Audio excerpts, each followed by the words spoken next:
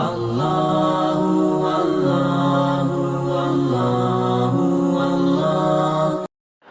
اللہ الرحمن الرحیم. ناظرین کرام السلام علیکم ورحمۃ اللہ وبرکاتہ. ہم تذکرہ کر رہے ہیں امام مہدی آنے والے ہیں. یہ ہماری سیریز ہے اور یہ اس کا 7واں پارٹ ہے. پچھلی ویڈیو میں ہم نے تذکرہ کیا تھا علامات متوسطہ کا، اور آج کی اس ویڈیو میں بھی ہم تذکرہ کریں گے علامات متوسطہ کا.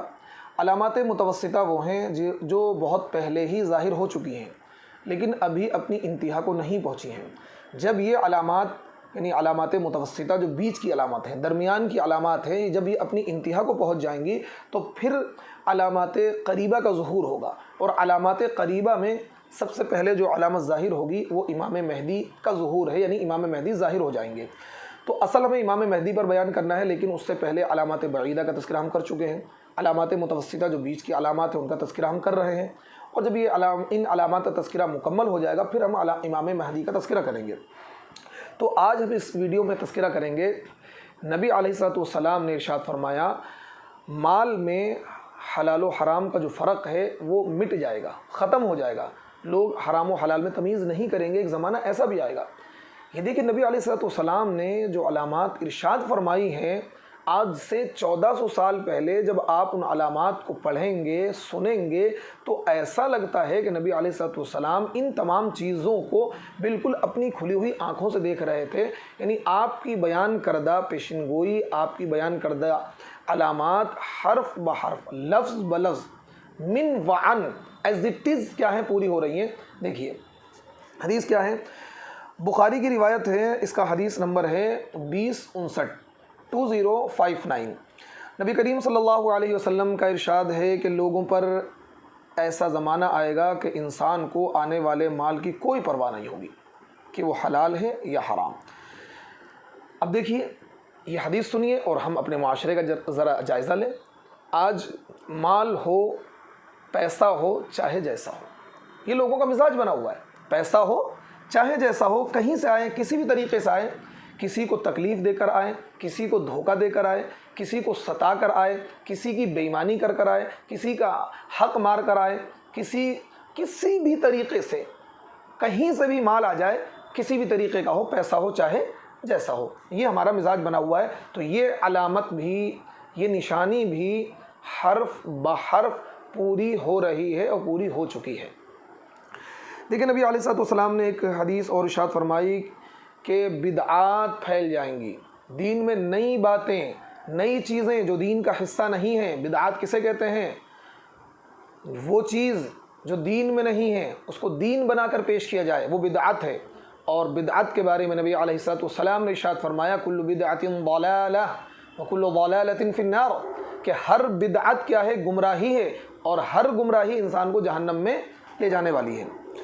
دیکھیں حضرت عبداللہ ابن عباس رضی اللہ عنہ فرماتے ہیں کہ لوگ ہر سال ایک نئی بدعت ایجاد کریں گے اور ایک سنت کو ختم کریں گے. اللہ اکبر. یہاں تک کہ اسی طرح ہوتے ہوتے بدعتیں زندہ اور سنتیں مٹ جائیں گی. یہ روایت الفتن کے اندر ہے اور اس کا حدیث نمبر ہے 277. اسی طریقے سے حضرت عبداللہ ابن مسعود رضی اللہ عنہ فرماتے ہیں کہ فتنوں کے اس زمانے میں لوگ جہالت کی وجہ سے اپنی جانب سے سنتیں یعنی بدعتیں گھڑ لیں گے. جب ان میں سے کوئی بدعت ترک کی جائے گی تو کہا جائے گا کہ سنت ترک کر دی گئی. کسی نے سوال کیا کہ ایسا کب ہوگا؟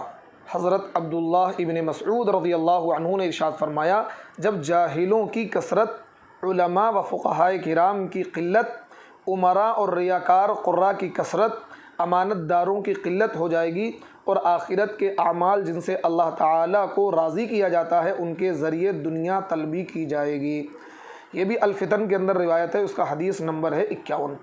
تو دیکھیے اس روایت کو سنیے، پڑھیے اور اپنے معاشرے کا جائزہ لیجئے کہ آج بدعات پھیلتی جا رہی ہیں، سنت چھوٹتی جا رہی ہیں، اور لوگ دین کو دنیا طلبی کا ذریعہ بنا رہے ہیں. دین کے ذریعے سے لوگ دنیا کما رہے ہیں، قرآن کے ذریعے سے لوگ دنیا کما رہے ہیں، دین کو دنیا کمانے کا ذریعہ بنا رہے ہیں. یہ علامت، یہ حدیث اور یہ پیشن گوئی نبی علیہ السلام کی حرف بحر پوری ہو رہی ہے. جاہلوں کی کثرت، آپ دیکھ رہے ہیں جاہلوں کی کثرت ہے، علماء کی فقہا کی قلت ہے. آج علماء اور فقہا کم ہیں اور جاہلوں کی کثرت ہے، تو یہ علامت نبی علیہ السلام نے جو ارشاد فرمائی تھی یہ بھی حرف بحرف پوری ہو رہی ہے۔ دیکھیے اسی طریقے سے نبی کریم صلی اللہ علیہ وسلم ارشاد فرماتے ہیں قرآن کریم کو چھوڑ کر دوسری چیزیں پسند کی جانے لگیں گی۔ قرآن کریم کو چھوڑ کر دوسری چیزیں پسند کی جانے لگیں گی۔ کیا ہے؟ نبی کریم صلی اللہ علیہ وسلم کا ارشاد ہے رات اور دنوں کا یہ سلسلہ ختم نہیں ہوگا، یعنی قیامت نہیں آئے گی یہاں تک کہ قرآن کریم اس امت کے قلوب میں پرانے کپڑے کی طرح پرانا ہو جائے گا، اور قرآن کریم کے علاوہ دوسری چیزیں ان کو زیادہ محبوب ہو جائیں گی۔ ان کا سارا معاملہ لالچ اور حرص پر مبنی ہو جائے گا۔ انہیں اللہ تعالیٰ کا کوئی خوف نہ ہوگا۔ اگر اللہ تعالیٰ کے کسی حق میں کوتاہی کریں گے تو انہیں ان کی امیدیں اور آس کمزور کریں گی، یعنی نیکی کے ارادے اللہ تعالیٰ کے ساتھ امیدوں کی وجہ سے مزمحل ہو جائیں گے، اور اگر اللہ تعالیٰ کے کسی منع کردہ حرام کام کا ارتکاب کریں گے تو یہ کہیں گے اللہ معاف کرنے والا ہے، وہ میرے گناہ سے درگزر کر دے گا۔ وہ لوگ بھیڑیوں کے قلوب پر بھیڑ کی کھالیں پہنیں گے، یعنی ان کے جسموں پر تو اون کا لباس ہوگا لیکن دل بھیڑیوں کی طرح سخت خونخوار ہوں گے۔ ان کے افضل لوگ علم دین کے اندر مداہنت کا شکار ہو جائیں گے، یعنی امر بالمعروف اور نہی عن المنکر کو چھوڑ دیں گے۔ دیکھیے یہ جو روایت ہے جس کو میں نے آپ کے سامنے پڑھ کر سنایا، یہ روایت بڑی عجیب و غریب ہے، اور اس کے اندر جو چیزیں بیان کی گئی ہیں کہ قرآن کریم کو چھوڑ کر دوسری چیزوں کو پسند کریں گے۔ تو کیا آج قرآن کریم کو چھوڑ کر لوگ گانے کو نہیں پسند کر رہے ہیں؟ کیا قرآن کریم کو چھوڑ کر لوگ آج میوزک کو نہیں پسند کر رہے ہیں؟ کیا قرآن کریم کو چھوڑ کر آج لوگ فلموں کو، ڈراموں کو، کھیل کود کو، کرکٹ کو نہیں پسند کر رہے ہیں؟ آج قرآن کریم کو چھوڑ کر لوگ میوزک کو، گانوں کو اور طرح کی دنیاوی چیزوں کو پسند کر رہے ہیں۔ قرآن کریم کو لوگوں نے چھوڑ دیا ہے۔ قرآن کریم کی تلاوت کرنے کے لیے، پڑھنے کے لیے لوگوں کے پاس وقت نہیں ہے۔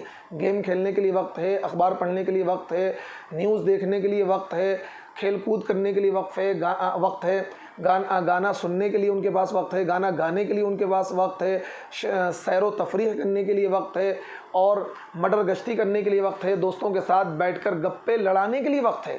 لیکن جب ان سے یہ کہا جائے قرآن کریم کی تلاوت کیا کریں تو کہتے ہیں وقت نہیں ملتا ہے۔ یعنی دنیا کے ہر کام کے لیے وقت ہے ان کے پاس، لیکن اگر وقت نہیں ہے تو نماز کے لیے نہیں ہے، اگر وقت نہیں ہے تو قرآن کی تلاوت کے لیے وقت نہیں ہے۔ تو یہ علامت بھی نبی علیہ السلام کی حرف بحرف پوری ہو رہی ہے۔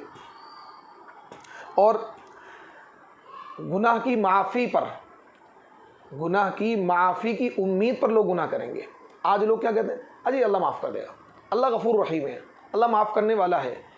یعنی یہ جملہ کہہ کر اگر کوئی بندہ گناہ کر رہا ہے آپ اسے ٹوکیں بھائی غلط ہے، ارے کوئی بات نہیں اللہ معاف کرنے والا ہے، اجی ہم کیسے اس زمانے میں ان چیزوں سے بچ سکتے ہیں، تو بڑا مشکل کام ہے، یہ تو مطلب اس دور میں امپاسبل ہے، اس دور میں ان چیزوں سے بچنا کیا ہے، ناممکن ہے۔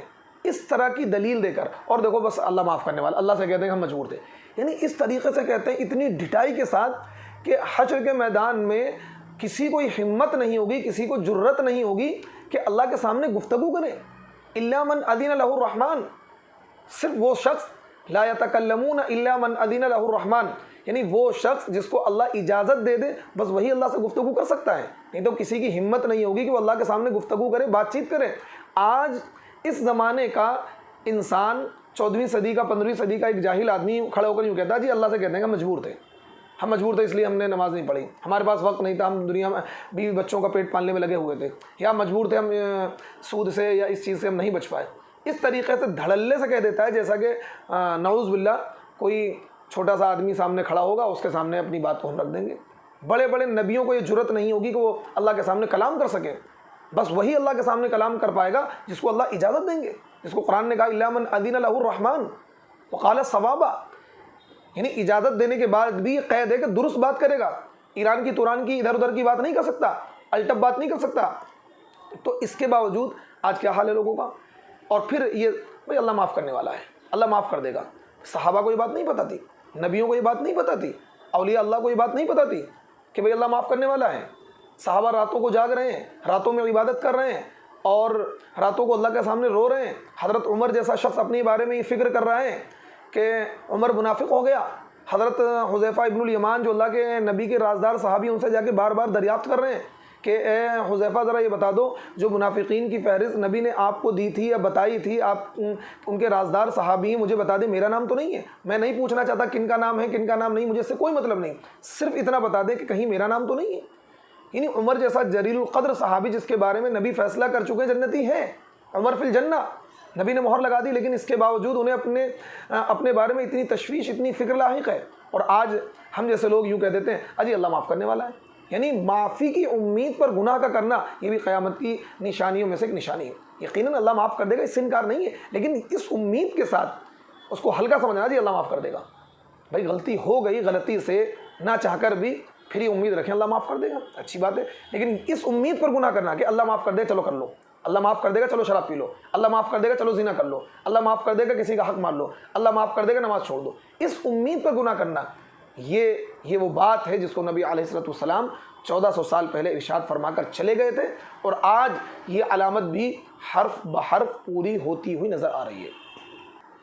قرآن کریم کی غلط تعویل کی جائے گی، قرآن کریم کا غلط مفہوم، غلط مطلب بتایا جائے گا، غلط تفسیر کی جائے گی، اور آج ہم دیکھتے ہیں ایرا غیرہ نتھو خیرہ ٹی وی ڈیبیٹس پر وہ آدمی جس کے چہرے پر داڑھی نہیں ہے، وہ آدمی جس نے مدرسے کا منہ نہیں دیکھا، آج اس کو اسلامک اسکالر بنا کر پیش کیا جا رہا ہے۔ وہ عورتیں جو مطلب نہ تو اسلام کی تعلیم سے آشنا ہیں، قرآن دیکھ کر بھی نہیں پڑھ پاتی ہیں، وہ اسلامک اسکالر بن کر ٹی وی پر آتی ہیں اور باقاعدہ قرآن کی غلط تعویل کرتی ہیں۔ وہ لوگ جن کو قرآن کے علوم کا پتہ نہیں، مدرسے میں انہوں نے وقت نہیں لگایا، نہ قرآن کے اصول کو اور قاعدوں کو اور انہوں نے پڑھا، انہیں عربی نہیں آتی، انہیں قرآن دیکھ کر ڈھنگ سے پڑھنا نہیں آتا، آج وہ قرآن کی غلط تعویل کر رہے ہیں، غلط تشریح کر رہے ہیں۔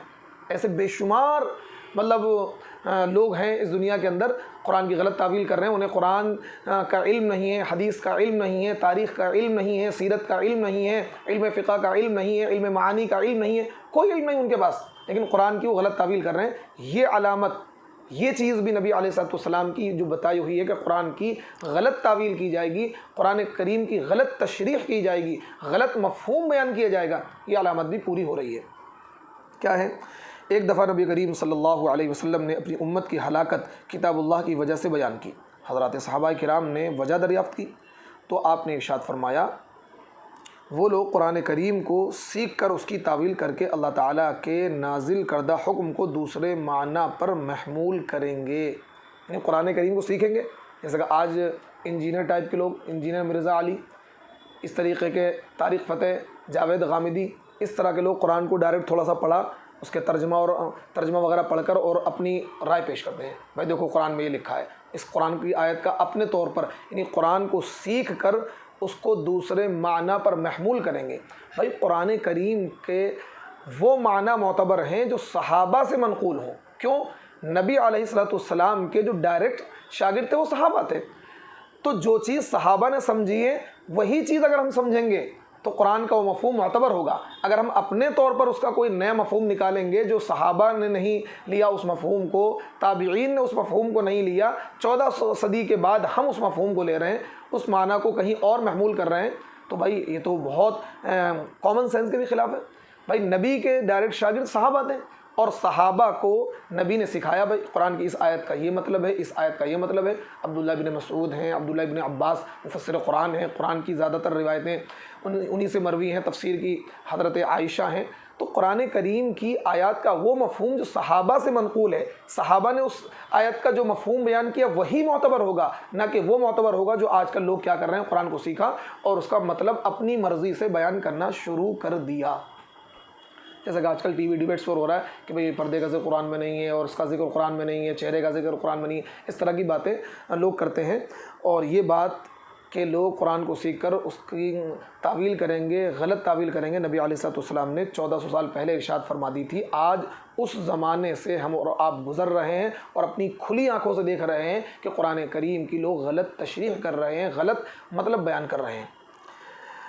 دیکھیے یہ جو روایت میں نے آپ کے سامنے پیش کی ہے یہ مسند احمد کی روایت ہے، اس کا حدیث نمبر ہے 2359 یعنی 2359۔ مستدرک حاکم میں یہ منقول ہے کہ ایسے لوگ ہوں گے جو اللہ تعالیٰ کی کتاب کو سیکھیں گے اور اس کے ذریعے ایمان والوں سے مجادلہ، بحث و مباحثہ کریں گے۔ مستدرک حاکم کی روایت ہے، اور آج یہی ہو رہا ہے، قرآن کو سیکھ کر ایمان والوں سے غیر مسلم بھی قرآن کو تھوڑا سا ادھر ادھر سے پڑھ کر، یا ویسے لوگ جو منافق قسم کے لوگ ہیں جن کا ایمان کا کوئی معیار نہیں، وہ ایمان والے نہیں ہیں، بس ایمان والوں جیسے نام رکھ رکھے، طارق فتح جیسا انسان قرآن کو سیکھ کر وہ کیا ایمان والوں سے، علماء سے مجادلہ اور مباحثہ کر رہے ہیں کہ نہیں یہ غلط کہہ رہے ہیں مولوی، یہ ملا کا اسلام ہے، یہ مفتیوں کا اسلام ہے، یہ قرآن والا اسلام نہیں، اس طرح کی بیہودہ گفتگو کرتے ہیں۔ تو یہ علامت بھی نبی علیہ الصلوۃ والسلام کی بیان کردہ علامت بھی حرف بحرف پوری ہو چکی ہے۔ اچھا جی، قرآن کریم کو گانے کے طرز پر پڑھا جائے گا۔ نبی کریم صلی اللہ علیہ وسلم کا ارشاد ہے، قرآن کریم کو عرب کے لب و لہجے میں اور انہی کی آواز میں پڑھا کرو، اور فاسق و فاجر لوگوں اور یہود و نصارہ کے لہجے سے بچو، پس عن قریب میرے بعد ایسے لوگ آئیں گے جو قرآن کریم کو گانے اور نوحہ کرنے کی طرح سے گھما گھما کر پڑھیں گے۔ قرآن کریم ان کے حلق سے نیچے نہیں اترے گا، ان کے قلوب اور ان کے پسند کرنے والوں کے قلوب فتنے میں پڑ جائیں گے۔ یہ روایت مشکات کے اندر ہے، اس کا حدیث نمبر ہے 2207 یعنی 2207، اور شعب الایمان کے اندر ہے، اس کا حدیث نمبر ہے 2406 یعنی 2406 اس کا حدیث نمبر ہے۔ تو آج دیکھیے، نبی نے ارشاد فرمایا تھا 1400 سال پہلے کہ قرآن کو عربی لہجے میں پڑھو، فاسق اور فاجر کے لہجے میں نہ پڑھو، اور قرآن کریم گانے کے طرز میں پڑھا جائے گا۔ تو آج یہ دیکھیے بہت عام ہو گیا قرآن کریم کو گانے کے طرز میں پڑھنا، طرح طرح سے آوازیں نکال کر پڑھنا، یہ وبا بھی عام ہوتی جا رہی ہے۔ تو نبی علیہ الصلوۃ والسلام کی بیان کردہ یہ علامت بھی حرف بحرف پوری ہو رہی ہے۔ دیکھیے ایک روایت اور ہے، طبرانی کبیر کی ہے، اس کا حدیث نمبر ہے 1834۔ کیا ہے؟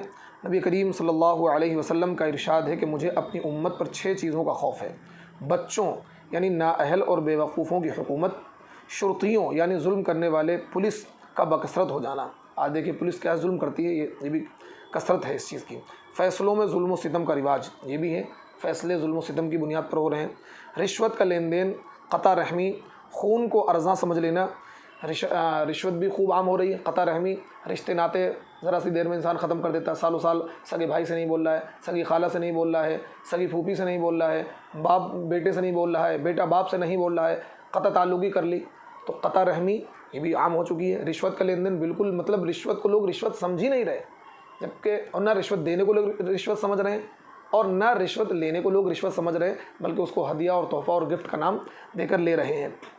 خون کو ارزاں سمجھ لینا یعنی انسانی جان بے قیمت ہو جائے گی، بالکل یہی، یعنی ایسا لگتا ہے نبی یہ ساری چیزیں اپنی آنکھوں سے دیکھ رہے تھے ایز اٹ از۔